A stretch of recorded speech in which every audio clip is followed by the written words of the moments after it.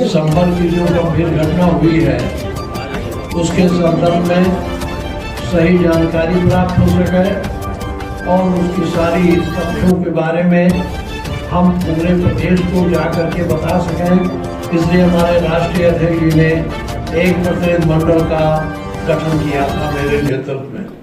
मुझे वहाँ जाना था, मैं सवेरे 10 बजे निकलने वाला था, लेकिन इसके बाद डीजी से मेरी बात हुई तो डीजी साहब ने मुझसे कहा कि साहब उनको पता था कि मैं जा रहा हूँ। उन्होंने तुरंत हमने उनसे कहा कि घटनाएं हो रही हैं, हमारे यहाँ के लोग फर्जी फंसाए जा रहे हैं, आपने हमारे एमपी पर जो वहाँ था उस पर भी मुकदमा लिखा दिया, तो ऐसे कैसे चल सकता है। उन्होंने कहा मैं निष्पक्ष जांच करूँगा, आपको विश्वास दिलाता हूँ मैं निष्पक्ष जांच होगी और आप 3 दिन वहाँ न जाएं। उन्होंने आग्रह किया कि 3 दिन आप वहाँ न जाएं, हम निष्पक्ष जांच कराएंगे, इसके बाद 3 दिन के बाद आप जाइएगा। तो फिर हमने सोचा कि एक अवसर है कि देख लें, इसीलिए उनके आग्रह पर हम आज यहाँ रुक गए। मेरा कार्यक्रम भी जारी हो गया था, वहाँ जाने का सब कुछ हो गया था, लेकिन जब उन्होंने कहा 3 दिन बाद जाइए तो इसीलिए मैं आज यहाँ आपका प्रेस करके पूरे प्रदेश को बताना चाहता हूँ कि मैं तो जाना चाहता ही था, लेकिन उन्होंने कहा मैं निष्पक्ष जांच करूँगा और निष्पक्ष जांच कराऊंगा, कोई ऐसा नहीं है गलत नहीं बचने पाएगा।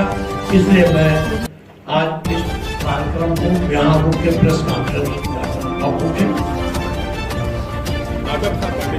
इस पे लीगल एक्शन क्या है समाजवादी पार्टी की तरफ से, क्योंकि जो प्लेसेस ऑफ वर्शिप एक्ट की बात की गई थी उसको कहा गया उसका उल्लंघन हो रहा है। आपके राज्यसभा सांसद है कपिल सिब्बल, क्या उनकी मदद देंगे? कोई लीगल एक्टिविटी आपकी तरफ से होगी इसमें? जरा जोर से बोल दीजिए, थोड़ा उम्र के नाते कम हो गया।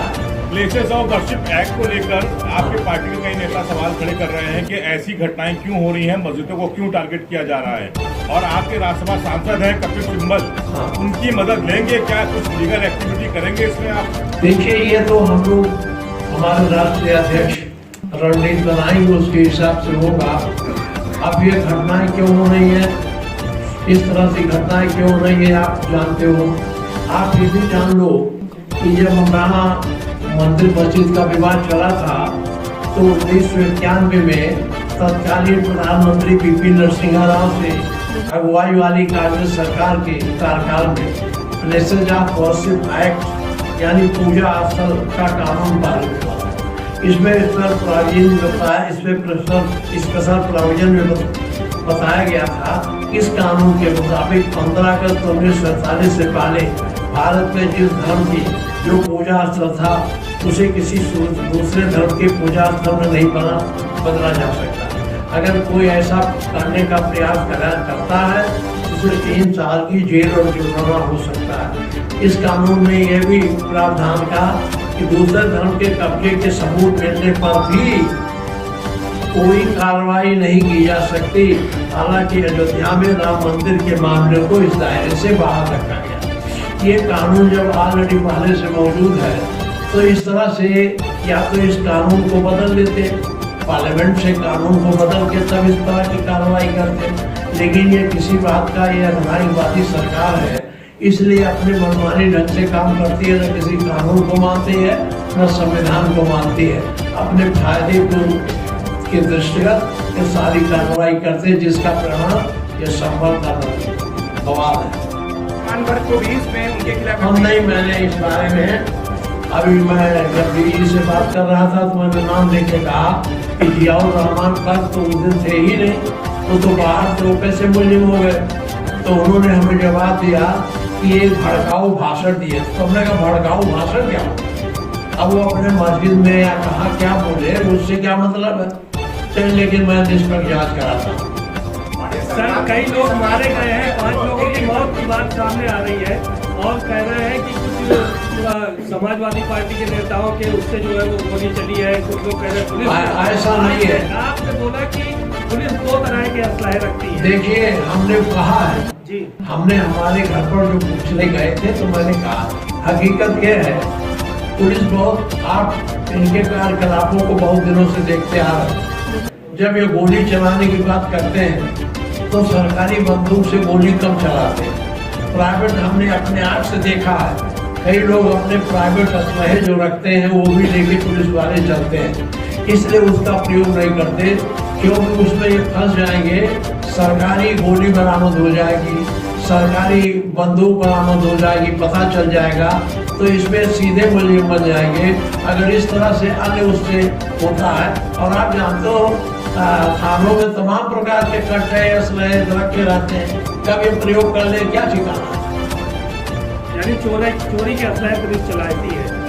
अब रखती है कि नहीं रखती है, मैं तो इतना कहूँगा कि इनके यहाँ जो कट्टे वगैरह बरामद होते हैं इनके मालखाने में रखे जाते हैं, जब कभी इन्हें जरूरत होती हो तो उसका प्रयोग करते हैं।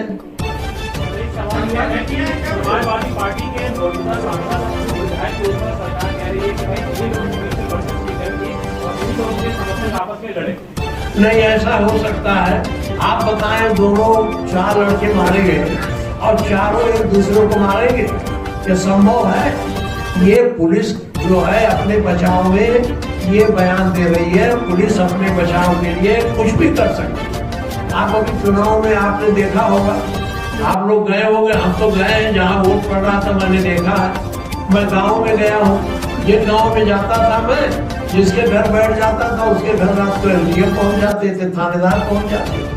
तो ये सरकार का लोकतंत्र में विश्वास ही नहीं है कि लोकतांत्रिक तरीके से काम करते हैं। तो ये जब इनको हो गया था कि ये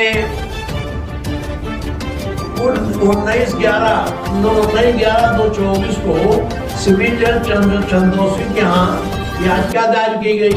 कोर्ट ने दूसरे पक्ष को सुने बिना ही सर्वे करने का आदेश दे दिया और पूरा मुस्लिम समुदाय और मस्जिद के लोग उन्हें कोऑपरेट किए, सहयोग दिए और सर्वेक्षण हो गया।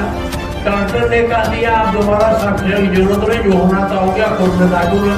फिर कैसे दूसरे 22 नवंबर 24 को फिर कैसे ये कर देते? अच्छा, उसको करना था तो ये करते, लोगों को बुलाते, समझाते, सीधे 5 बजे पहुंच गए तो भ्रम की स्थिति तो इन्होंने पैदा की ना।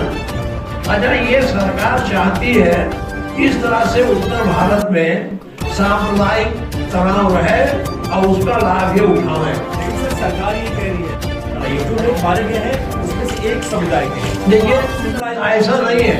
अगर मानना था तो उसमें मस्जिद के बचाव में या मस्जिद में जो देखने गए थे वही मारते। अगर ये लड़ाई थी तो पहले नहीं मारते। ये पुलिस अपने बचाव के लिए कर रहे हैं क्योंकि पुलिस बुरी तरह फंसी हुई है और इनकी गोली से इनके मारे हुए लोग हैं वो 4 लोग। अब इसकी जब निष्पक्ष जांच होगी तब इसका पता चलेगा। देखिए, हमें अब एक डीजी ने मुझसे कहा कि मैं निष्पक्ष जांच कराऊंगा, तो एक बड़े पद पर बैठे हैं, 3 दिन का मौका दिया है, तो 3 दिन में देख लेते, नहीं करा हम लोग अपनी रणनीति बनाएंगे, हमें क्या करना है।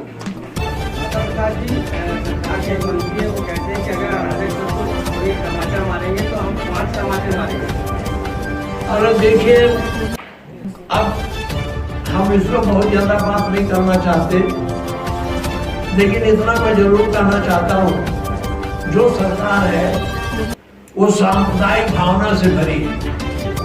उसके मन में एक वर्ग विशेष के खिलाफ गुस्सा भरा, क्रोध भरा, तो कभी न कभी उनके मुंह से बात निकल ही जाती है, इससे पता चलता है। बहराइच की चर्चा हुई, उसमें भी निष्पक्ष जांच की बात कही जा रही है कि आपको लगता है कि वहाँ निष्पक्ष जांच हो पाई? देखिए, ये कहते तो है निष्पक्ष जांच, लेकिन करते अपने मन से है जो करना रहता है। अब निष्पक्ष जांच तभी होगी जब इसकी न्यायिक जांच हो। न्यायिक जांच के माध्यम से निष्पक्ष जांच संभव होती है। आप न्यायिक जांच की मांग करते हैं? अब देखिए, हमारे राष्ट्रीय अध्यक्ष जी से बात होगी, हम लोग प्रतिनिधिमंडल से जाएंगे, इसका सही रिपोर्ट उनके पास रखेंगे, जैसा और समझेंगे। लोकसभा में कई एमपी ने कहा है कि इस मुद्दे को वो चर्चा करना चाहते हैं लोकसभा में। क्या विधानसभा में आप इसे मुद्दा बनाएंगे, आप चर्चा करेंगे संभल को लेकर? जरा जोर से कहिए। लोकसभा में कई एमपीज ने कहा है इस पर चर्चा करना चाहते हैं, ओवैसी जी बोले हैं कि उस पर चर्चा करना नहीं, हम विधानसभा में तो छोड़ो, हम यही नहीं, हम इस पर भी चर्चा करेंगे, बहराइच पर भी चर्चा करेंगे, गंभीर चर्चा करेंगे और सरकार को हम बेनकाब कर देंगे असेंबली में, जिस तरह से काम कर रहे हैं, जिस तरह से घटनाएं हो रही। आखिर ये बताओ, ये सारी घटनाएं उत्तरी भारत में क्यों हो रही? जो उत्तर प्रदेश में हो रही और प्रदेश में नहीं हो रही। बिहार में कहीं आप सुन रहे, दक्षिण भारत में कहीं इस तरह से, दक्षिण भारत में तो बहुत बड़े बड़े मंदिर हैं, कभी इस तरह की बातें होती, सारा का सारा उत्तर भारत में होता है। और उत्तर भारत में जो उत्तर प्रदेश की सरकार है, उसकी मानसिकता ही ऐसी है जो सांप्रदायिकता को बढ़ावा देके पूरे भारत को अधिनायकवादी व्यवस्था में बदल दी। धन्यवाद।